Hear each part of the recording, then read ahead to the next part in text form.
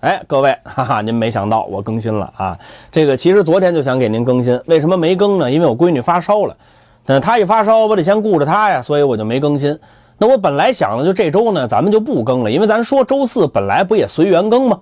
但是我今儿一看咱书说这进度吧，还正好。怎么叫正好？上文书咱不是说的长安城当街问答吗？就来了个和尚跟这个城门口啊一群无赖之徒啊辩论。当时给他们说的哑口无言，三藏不是看上这和尚了吗？跟悟空说，这曲解之人我找着了。咱正说到这儿，那往后的故事就是这曲解人出世啊，就当街问答这和尚，他从哪儿来的呀？他姓甚名谁？家住哪里呀？我一瞧这书正好啊，咱们要再往后说，正好另起一行。如果说这周我把这曲解人出世这开头给您说了呢，那咱们下周二能赶上一很热闹的书。再加上我今天我闺女烧也退了，我自己那点事儿也处理完了，我一想今儿有周五，那咱就干脆高高兴兴咱一块儿过一周五，所以我就又坐这儿了，那给您接演这段后西游记。那咱们刚才说了，那个咱得说这和尚，但咱要说他的事儿呢，咱就不能从这和尚身上起笔。从什么时候说？从几个月之前说。从哪儿说？从朝堂之上开始说。所以啊，咱们让这三藏、悟空两位佛爷先暂且跟那大街上站会儿，那咱这书得另起一行。咱说哪儿呢？这个大唐朝廷之上啊，宪宗皇帝崇佛敬佛，那咱有句老话叫上有好者，下必甚焉，就是皇上这么一崇佛敬佛呀，文武百官跟着是纷纷效仿。本来啊，咱说这国家有个宗教信仰，这不是坏事啊，那老百姓心里有个依靠，这个精神上有个寄托，这未尝不可。但是这个风气呢，得给它把好了，要不然这个事儿你如果说放任不管呢，有可能就越做越大，甚至于说到最后就越做越邪。但是文武百官因为皇上喜欢，那就不管邪不邪，只要皇上喜欢，我们就陪着。那可是他也不是所有的文武百官都崇佛敬佛呀。您比如吧，刑部里头有这么一个侍郎啊，刑部侍郎，这人姓韩名玉，字退之，韩愈、韩退之，韩的人。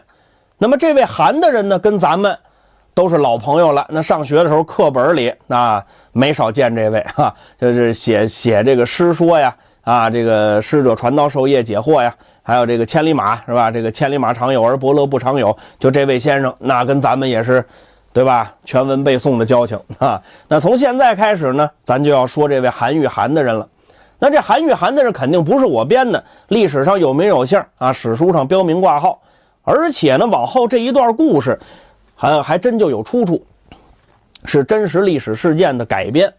所以在说之前，我得跟您说明白了，说书归说书，历史归历史，您分开了听啊。您要说我说这段，您老拿旧唐书、新唐书跟我这对着啊，那我受不了。这历史是个严肃的学科，那评书呢是用故事讲人情，这两件事您说有没有搭界的地方？肯定有，但是终归是两码事，侧重点不同，您摘着听。行了，咱们接着说韩愈。咱书里这韩愈、韩的人呢，今年50多岁了，长得挺精神。老爷子岁数不小了，但是平日里对待工作认真负责啊，掌管大唐的司法，执法公正，素来叫严肃认真。他对这佛门之事是什么态度呢？相对来说他比较反感，但是无可奈何。为什么？佛门现在您说再严重，无非就是敛财，但是这个事儿呢，您说好不好？肯定是不好，但是他没违反大唐律，那因此上自己在刑部这个职务上自己也没辙。那么因此韩的人干脆就不理佛门之事，他要有了空闲呢，也不上外头瞎逛去，外头天天阿弥陀佛他也不爱听，所以没事他就奔刑部的卷宗房，说现在话是档案室，上那儿干嘛呢？这韩的人多年办案，养成一个习惯，就是只要隔一段时间抽功夫，就去卷宗房里头把那些已经审结归档的案子翻出来，他要再看看。为什么？韩大人怕有错判漏判，这个事儿他不是没碰上过。韩大人进刑部10多年了，就凭着这个习惯，陈年旧案当中翻出来很多案子有错漏判。那么所以他有这经验之后，没事就爱过来瞧瞧啊，心里头踏实。这天如是一样，韩大人又来了，这书案之上啊，一摞摞的卷宗韩大人往这儿一坐，从这摞卷宗啊最底下抽出来这么一份。为什么从最底下抽？韩大人在刑部多年，他知道啊，这个卷宗的罗列绝不是根据这时间呢就随手一放。谁花钱了，这案子本身有问题，怕复核之人看见，怕这案子重审，所以故意的就把这压在最底下。你给卷宗房的人钱吗？给钱，给你压底下，等到时间够了，一归档，这案子就算过去了。那么所以说，韩大人每次来都先从最底下的开始拿。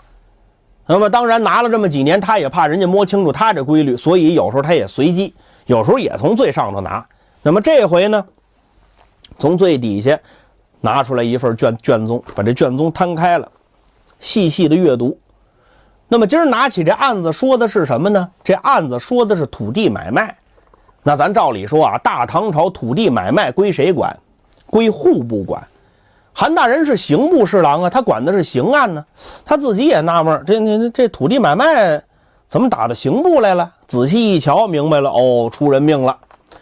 几户人家啊，这个跟买主因为土地的转让闹得不愉快了。原住户认为你给我钱给的不足，他就不肯搬迁。这买地这头呢，他又着急用地，他这一着急坏了，用现在话说就强拆了。结果这一拆不要紧，买地这边动了棍棒了，硬生生打出2条人命。韩大人一瞧这案子吧，倒是挺惨烈，但是你说这案情它不复杂呀，所以韩大人就跟那儿翻啊，那意思呀，我再瞧2页，要没意思我就看别的了。可是韩大人翻来翻去，翻到口供这一栏，韩大人一瞧，发现问题了。什么问题？受害者家属的口供里头有一句话，叫那日半夜来了4、5个身着灰袍之人，有这么一句。那么这个身着灰袍之人的这个灰字是后改的，原本的那个字呢涂了一大黑疙瘩，已经看不出来是什么了。韩大人瞧着这份口供，这脸就一沉，心里话说，这个誊抄卷宗的怎么这么不仔细呢？顺着这口供再往下一看，不由得心里一惊。这篇口供里是凡牵扯衣帽鞋袜之类的话全涂改过。韩大人可就纳了闷了，这有什么可改的呢？为什么誊抄一份，这份卷宗就要归档啊？你不是说指着这还得出去抓犯人，没犯人抓着了，这颜色写错就写错了呗。再往后翻到判决那儿了，一看，好，荒唐至极。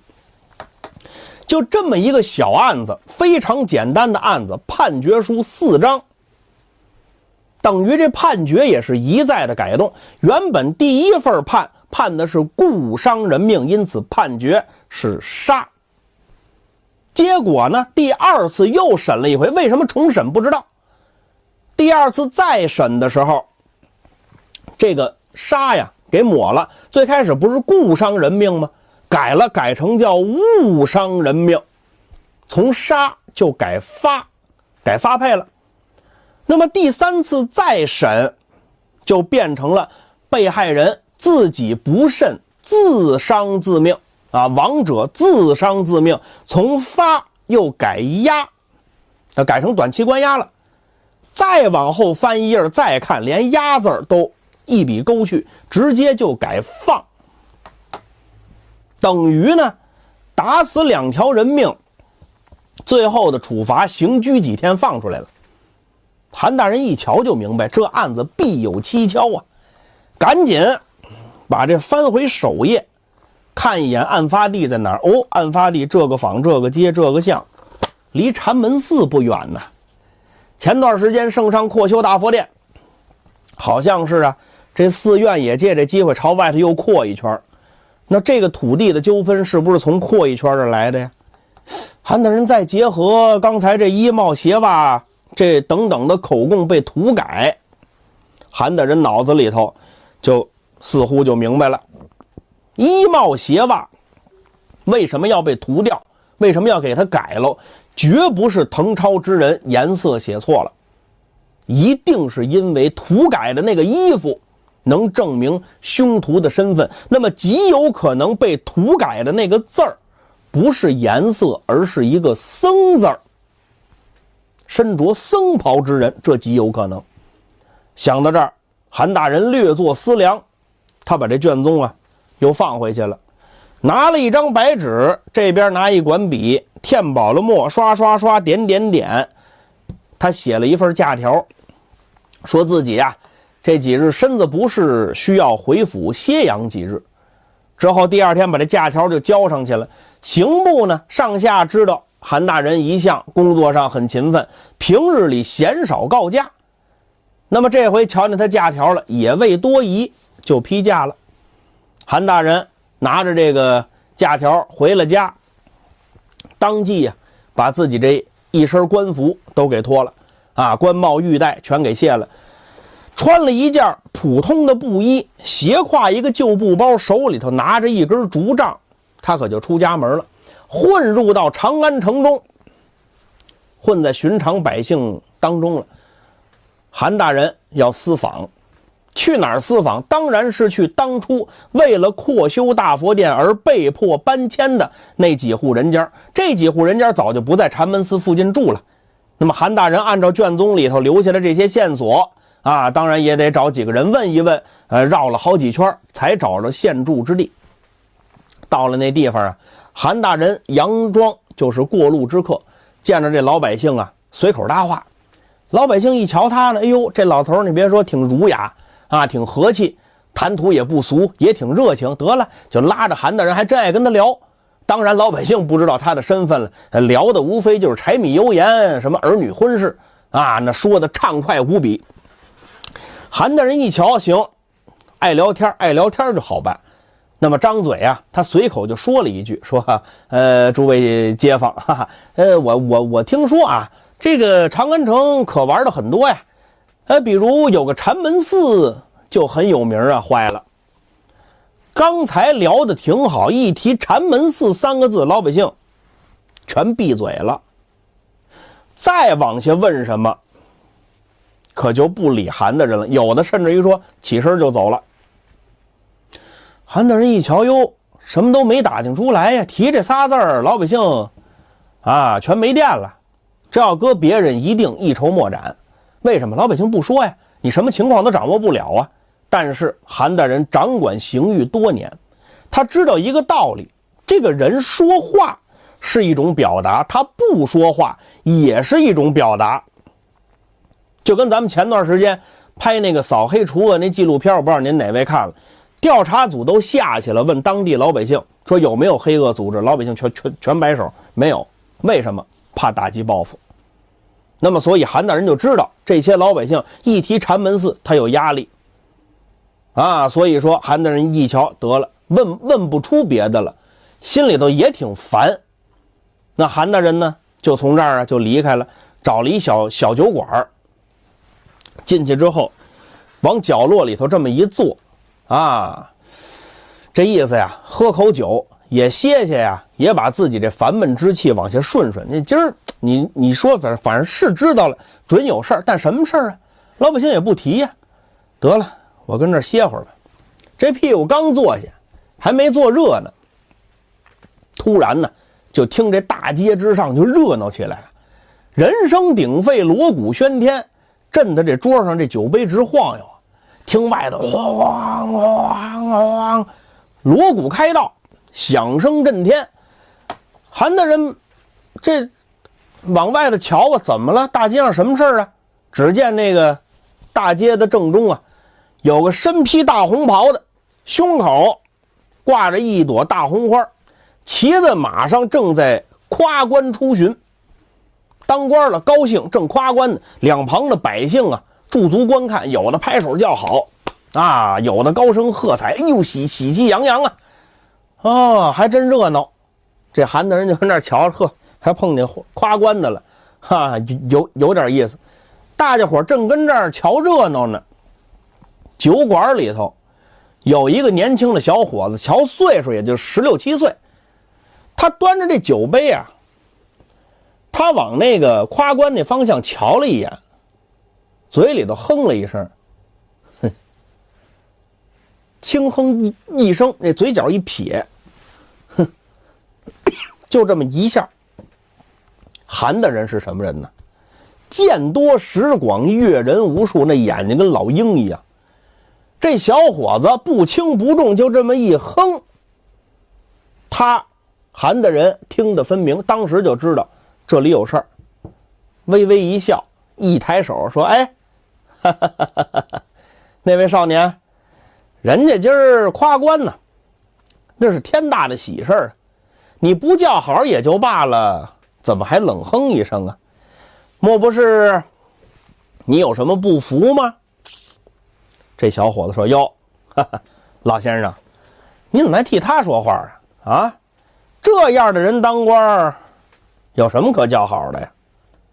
韩大人点点头，好，有点意思，拿手一招呼：“哎，小伙子，来来来，上我这桌来。”说完回手，他叫酒保说：“哎，再给我添几个好菜啊，把你们这最好的酒菜都给我拿出来啊！今儿我高兴，我跟这位小兄弟我们好好的聊聊。”酒保一听不敢怠慢，忙不迭好酒好菜就往这桌上端。韩大人就问他说：“小伙子，你姓什么叫什么呀？”说：“老先生，我姓寇。”哦，好，敢问小兄弟你的大名啊？我叫太松。哦，寇太松，好。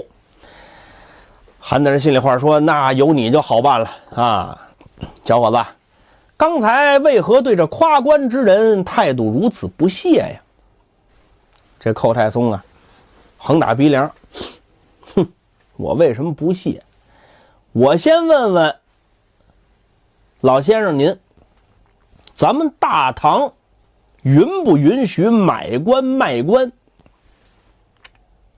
韩大人一听，心里话说：“你呢？我没问他嘛，他倒问上我了。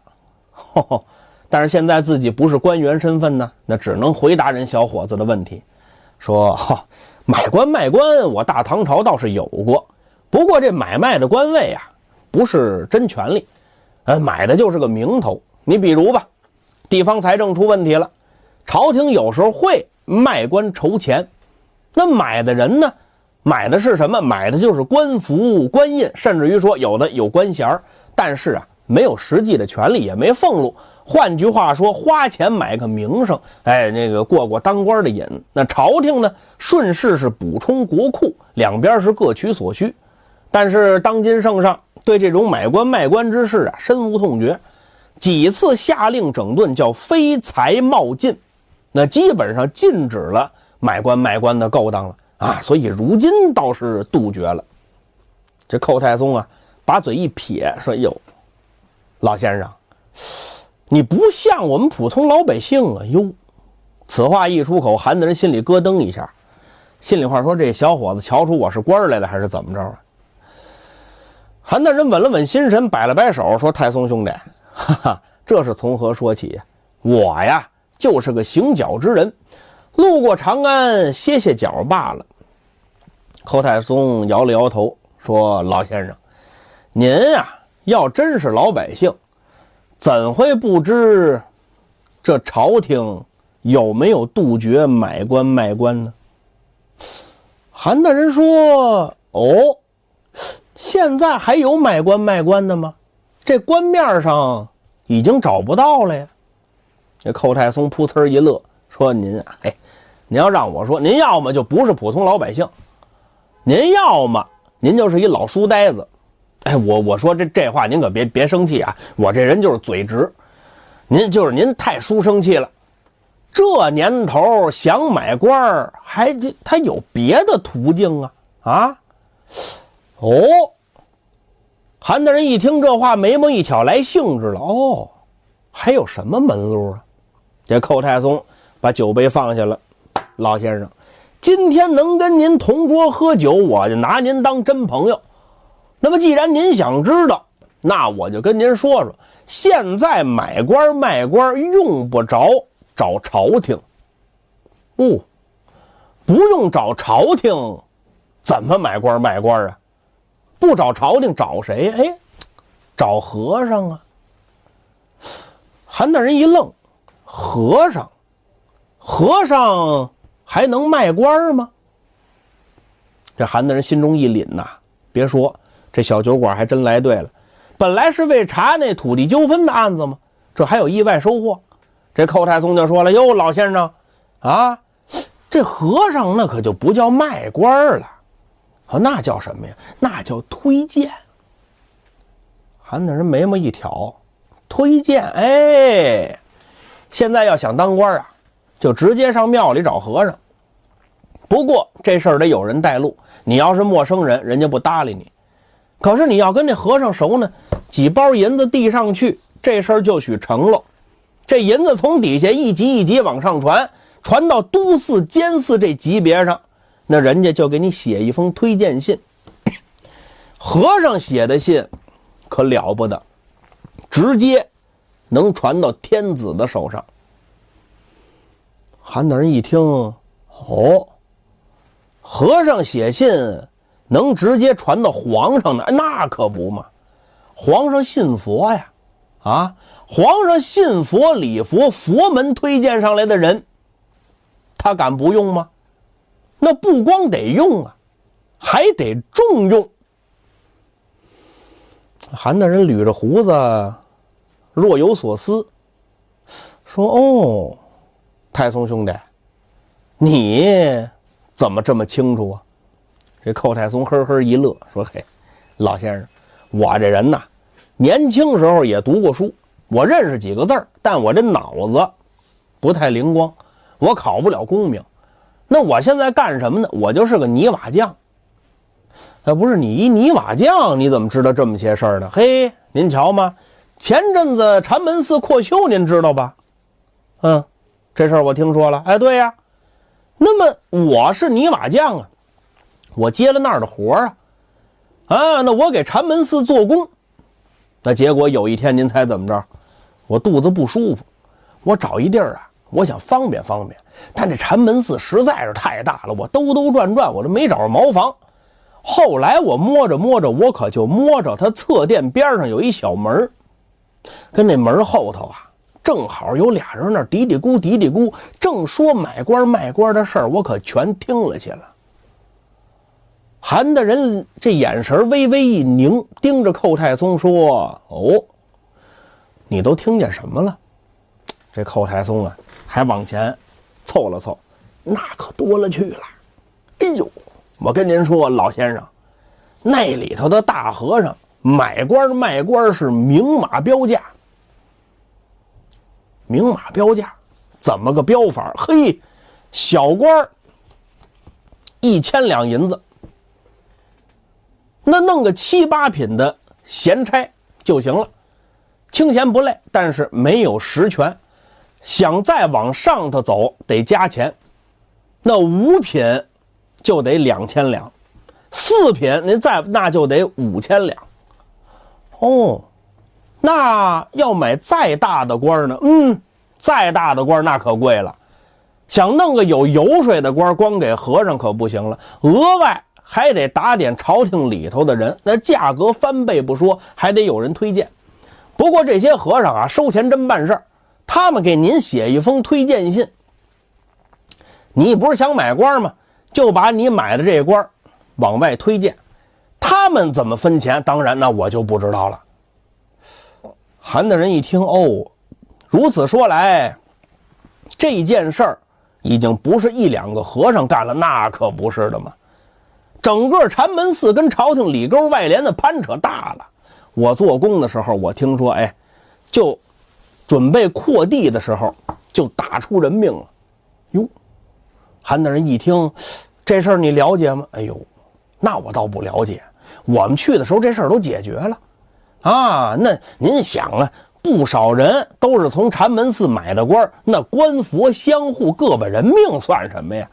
您刚才不是问我为什么对那夸官之人冷嘲热讽？我现在就告诉您，因为这个人就在禅门寺买的官，我瞧了一满眼。那天我听见他们跟那嘀嘀咕说的正起劲呢，我听见了。哎，我跟您说，您知道这人上级是谁吗？我现在就告诉您，我听见了。这夸官之人的上级就是那砰，话音未落，韩大人猛伸手把寇太松的手腕子逮住了，力道不重，但是把寇太松可吓了一跳啊！就这一瞬之间，韩大人脸上笑意全无，眼神凌厉如刀。您想，他是刑部侍郎啊，平常那是审犯人的人呐，那眼睛一瞪，能不吓人吗？寇太松被这么一瞪，心里一寒，腿根直打哆嗦。韩大人攥着他的手说：“小伙子，你叫寇太松，可这嘴不能太松啊！你知不知道这是哪儿啊？这是京城的酒馆，人多嘴杂，隔墙都有耳，更何况这茶楼酒肆的，桌子挨桌子，椅子碰椅子，这附近连堵墙都没有。你要说人名让我听见了倒没关系，你要让别人听见，我的太松兄弟，你可没活路了。”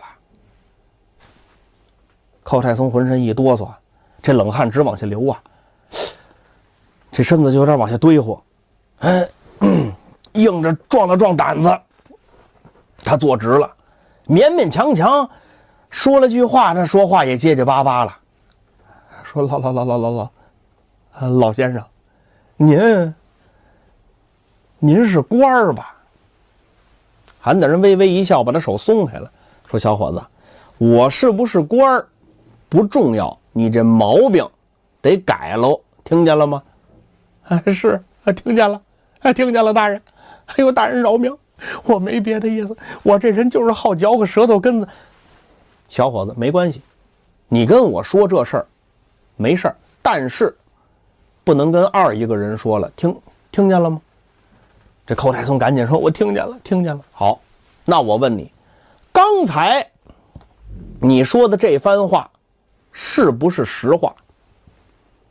寇太松连连点头：“是实话，我不敢骗大人，句句属实。”“哦，你敢当堂对证吗？”“搁别介，搁别介，大人。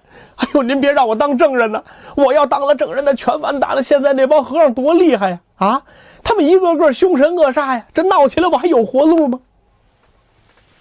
韩大人点了点头，说：“那行吧，太松兄弟，既然你好聊，我也好听，那你再跟我说说，你知道的，除了买官卖官之外，这些和尚还有没有干别的事儿？”“哎呦，大人，那您要这么问，那就多了去了。那可是您让我跟您聊聊，我倒是能跟您聊聊，但是您别把我供出去。您待会儿您往您的报告上往上一写，您把我一带，那我就全完了。行了，小伙子，把心放肚子里。我说了，那你就是个小老百姓，我犯不着害你。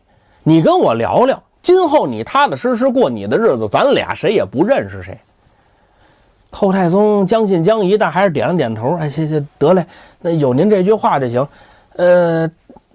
大人，那群和尚除了买官卖官，有时候还找一些商户的麻烦。”“哦，这事儿怎么又有商户了？怎么找的麻烦呢？”